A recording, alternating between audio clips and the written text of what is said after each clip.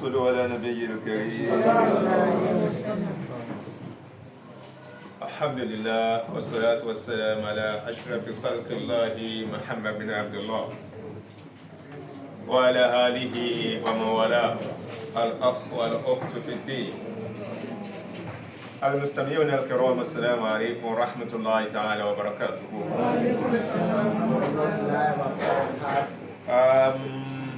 I should begin by expressing my appreciation to the pastor and the chair of CAN in Oyo State for reminding us, or rather for informing us, or rather for sharing with us some of the beautiful excerpts in the Bible regarding philanthropy and the necessity for Christians to care for the other. It was instructive and I guess we all learned.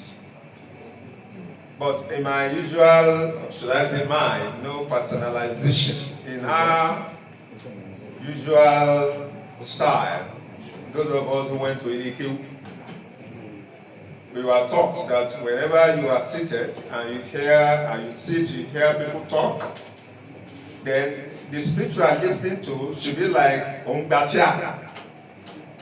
It should be like you are learning something new. So I opened my book and I was reading as the pastor was talking.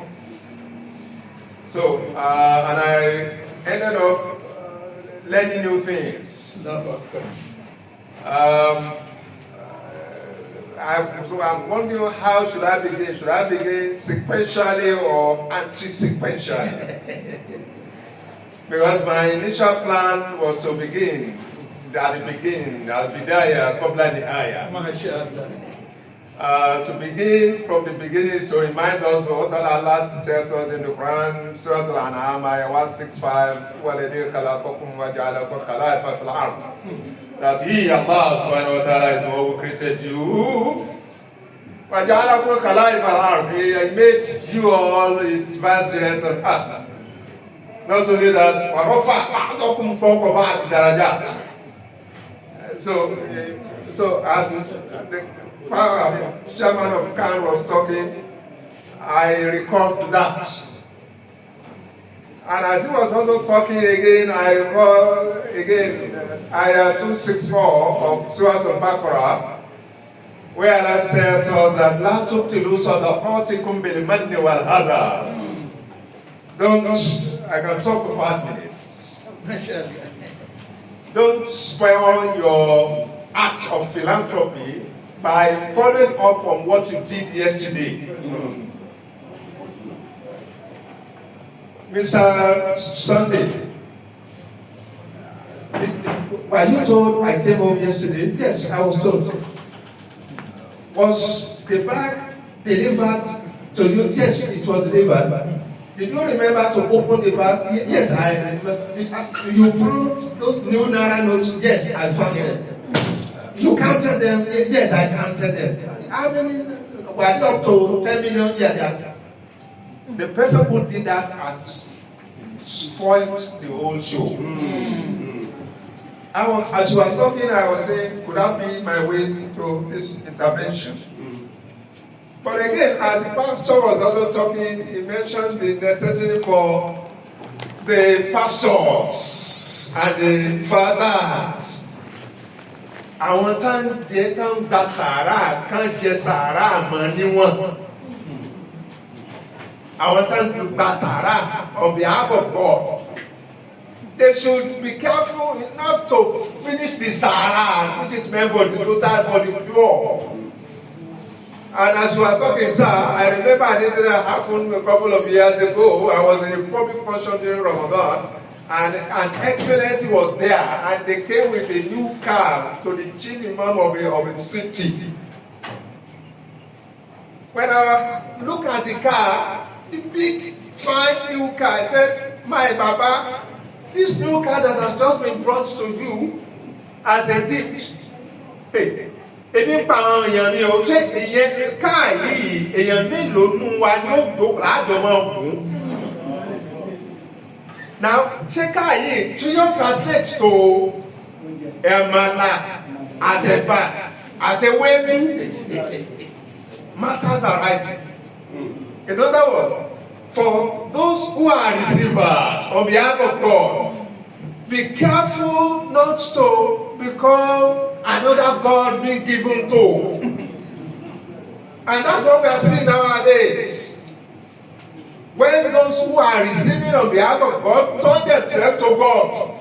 And I'll tell you this story. I was told of it about a month ago.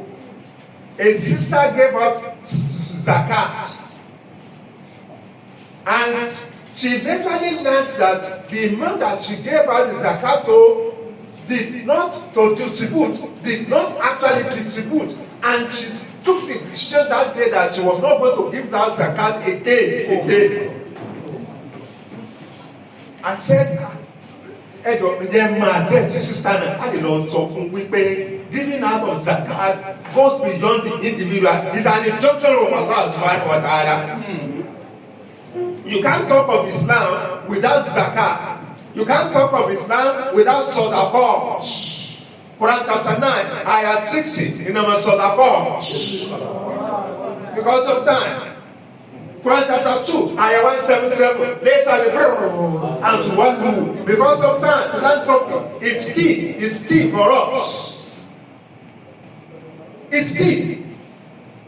For me, issues that needed to be raised in order for us to understand where we are as of today. I mean, as far as philanthropic exercises are concerned, are many. I listed about 10. One of them is for philanthropic organizations like Al-Habibiyyah not to be a jack of all. Let's identify that project. If it is one or two that we shall achieve specialization in scholarship in academia, we call it niche area. Is it education? Is it girl child? Is it boy child? Is it the widow? You can't. One of the points I wanted to start with is that why is it that the Almighty by His choice decides to make some poor and make some rich? Another question arises. Is it Allah that made people poor? Is it the one that made some people rich? Or is it not a function of a combination of the will of Allah and the action or inaction of man and woman? وَابْتَغِي فِيمَا آتَاكَ اللَّهُ دَارَ الْآخِرَةَ وَلَا تَنْسَ. Allah, you would, all of us, in fact, Umar ibn Khattab radiallahu ta'ala had heard of somebody who said he's not going to do anything, he's going to be in a mosque 24/7. Then Umar told them to tell him that فَإِنَّ السَّمَاءَ لَا تُمْطِرُ سَمَكًا وَلَا تُمْطِرُ مَاذَا. Tell this guy that he should walk. Whenever it rains, rain will not send down fish. If you want to eat fish, you have to go and fishing. So point number one for Al-Habibiyyah and other philanthropic organizations is for us to identify one or two or three niche areas and we focus on them. Our intervention will be specialized in intervention, not that of all, because we can't be God. Again, in another public lecture, I told one of the excellencies who is saying that he has done it all. I said, Mr. Excellency, sir, nobody can finish the job. It is because you can't finish it. That is why you'll be exited, quote unquote. You'll be sent out after 5 years. Or is it 4 years? After 4 years, if you are lucky, you come back for another 4 years. After 8 years, they say, what we have done is enough. you can go. That means you have reached your optimum level. Let somebody else come. It is only Allah. You can't. Who can replace him? No replacement for him, because he has a plan for everything. He is the only one who can do it. Point number 2, just as has been mentioned, our philanthropic acts should be so hidden that we will not even know that we are involved in it. The Prophet said 7 people will be under the canopy of Allah on the day of resurrection. One of them is he who, while giving out acts of charity, he hides it such that his left hand does not know what his right hand was giving out. And I will round up with that. We must have all learned to give practical demonstration. Unlike other prophets, the Prophet Muhammad was a statesman. He was a man in society. He was a governor. He was a president. He was a warrior. He was a fighter. He was a peacemaker.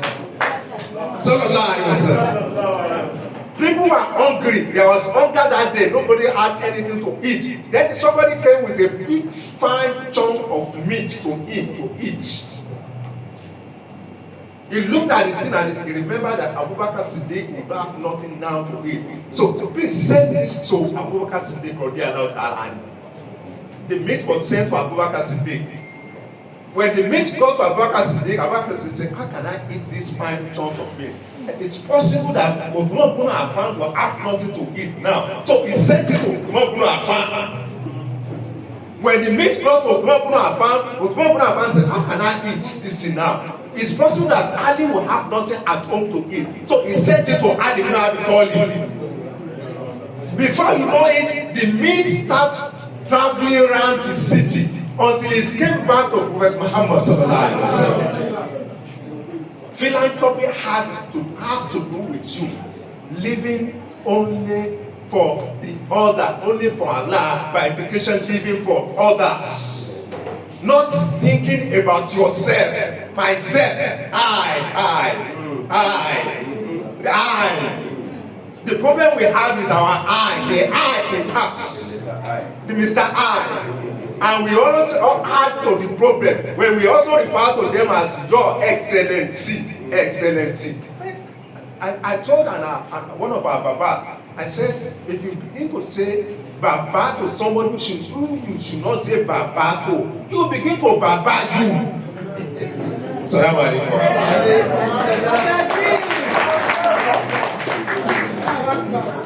Thank you, sir, for those powerful rock-type words that were laid with so much enthusiasm. Thank you.